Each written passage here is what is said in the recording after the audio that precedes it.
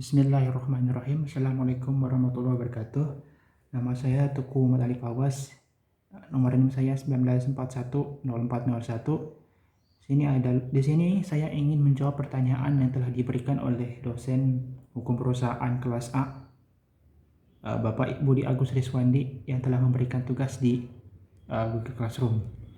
Jadi ada 10 pertanyaan di sini. Yang pertama adalah, apa yang dimaksud dengan persekutuan komanditer?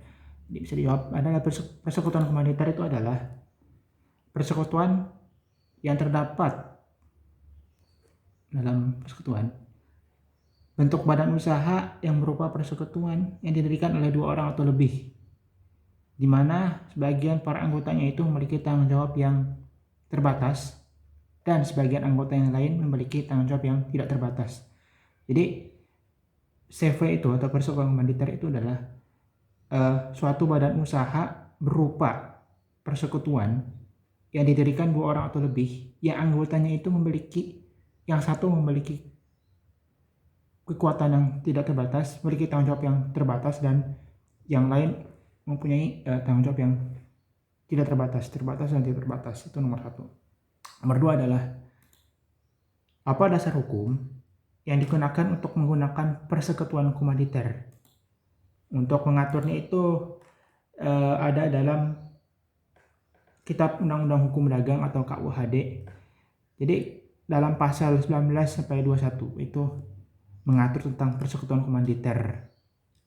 Nah, ada juga di KUH Perdata bagaimana ya konsep awal itu sebenarnya ada di atas dasar perjanjian, persekutuan atas dasar perjanjian. Itu cikal bakal masuknya dalam KUH Perdata, dan habis itu dimasukkan dalam KUHD Dagang, dalam Undang-Undang Hukum Dagang. Nah, yang ketiga adalah, jelaskan sekutu-sekutu yang terdapat dalam persekutuan komanditer.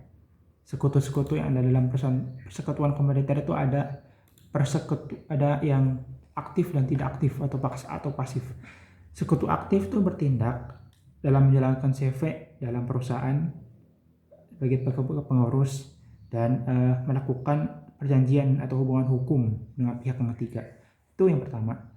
Sementara sekutu pasif itu tanggung jawab itu ya itu ngasih modal aja, sebesar modal yang disetorkan dalam CV. Nah, itu tidak dulu dalam pengaruh, tidak ada dalam jajaran kepengurusan CV. Itu sekutu pasif. Nomor 3 itu. Nomor 4, bagaimana tanggung jawab sekutu dalam persekutuan komanditer? Tanggung jawab sekutu komanditer bertanggung jawab kepada sekutu komplementer dengan menyerahkan sejumlah pemasukan dengan itu masuk dalam pasal 19 HD, karena sekutu komanditer itu tidak diperbolehkan melakukan perbuatan kepengurusan yang tadi saya bilang itu, atau bekerja dalam perusahaan perseroan. Nah, itu dalam pasal 20 KUHD. Itu nomor 4. Yang pertanyaan adalah tanggung jawab sekutu. Nomor 5, bagaimana cara pembagian keuntungan dan kerugian dalam persekutuan komanditer? Pembagian keuntungan dan kerugian. Jadi secara umum prinsip CV itu adalah, jika ada keuntungan itu harus dibagi, ya kan? Tapi kalau kerugian itu tidak harus dibagi. Jadi bisa salah satunya bisa ada yang mengurus soal kerugian. Tapi kalau keuntungan itu harus dibagi, kan? Harus ada pembagian keuntungan. Itu diatur dalam pasal KUH Perdata, dalam KUH Perdata itu kalau nggak salah 1633 dan 1635. Cek dulu. Ya, 1633 dan 1635. Itu nomor 5. Nomor 6, apa yang dimaksud dengan perseroan terbatas? Oke, pengertian perseroan terbatas itu bisa disingkat dengan PT. Adalah unit yang badan usahanya itu mempunyai modal itu terdiri dari saham-saham. Jadi modal itu terdapat dari saham-saham, dan setiap pemilik itu memiliki bagian dan banyaknya lembar saham yang dimiliki oleh investor. Pemilik saham itu sebagai investor. Jadi PT itu adalah unit badan usaha yang modalnya terkumpul atas berbagai saham, berbagai saham ya. Dan pemiliknya itu disebut investor. Dan itu tujuan adalah mencari keuntungan perusahaan terbatas itu, perseroan terbatas. Nomor 7. Apa ciri-ciri utama dari perusahaan berbentuk perseroan terbatas? Ciri-ciri perseroan terbatas yang pertama, PT didirikan untuk mencari keuntungan. Terus mempunyai fungsi komersial dan dari lembar saham yang telah dijual atau diobligasi. Terus ada modal perusahaan PT itu tidak memperoleh fasilitas apapun dari negara. Ini bergerak sepenuhnya dari swasta, perusahaan swasta. Ini bukan dari pemerintah, bukan BUMN.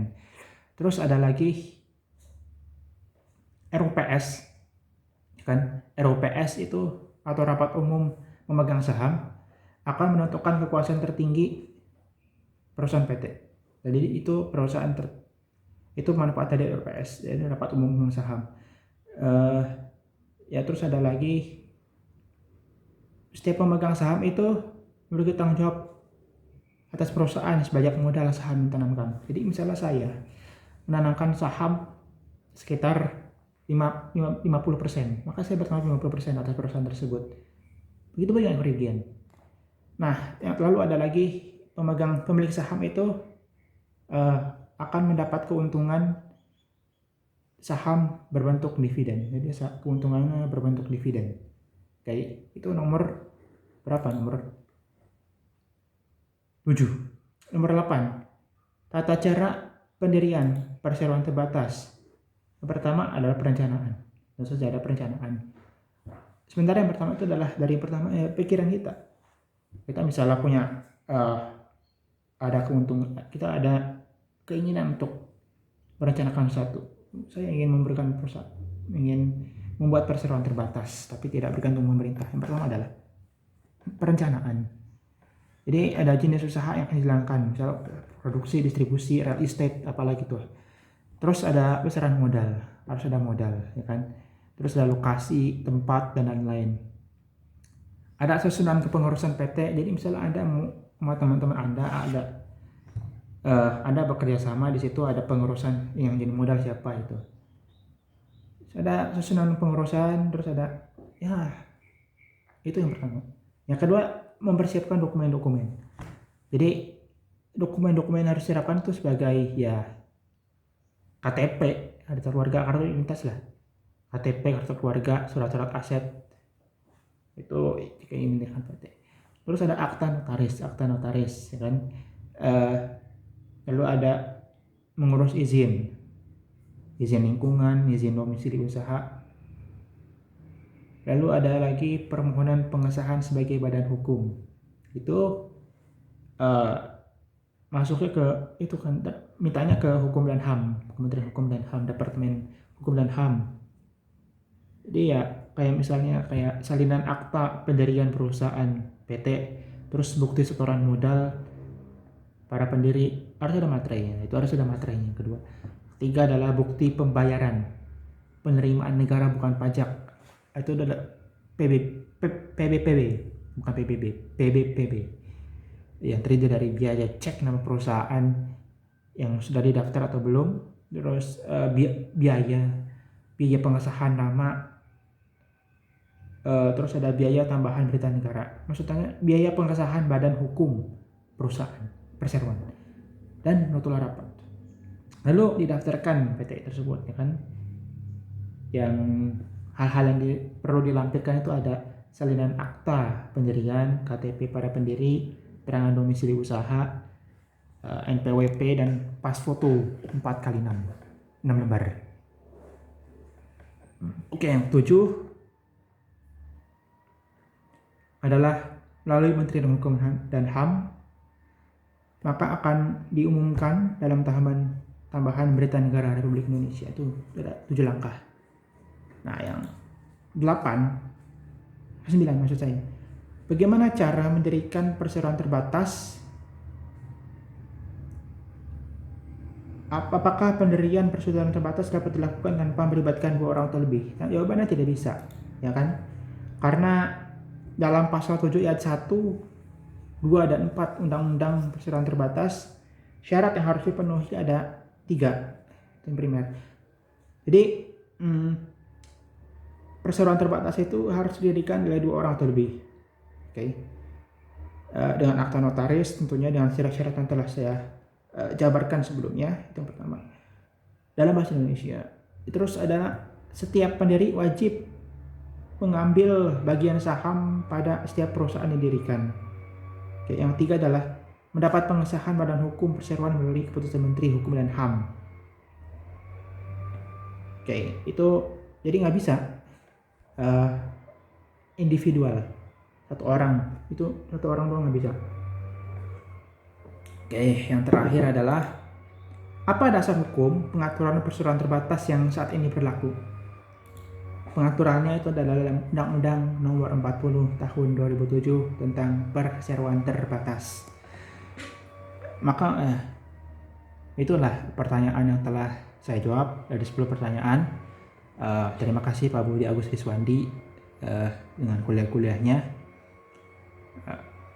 Terima kasih. Itulah jawaban saya.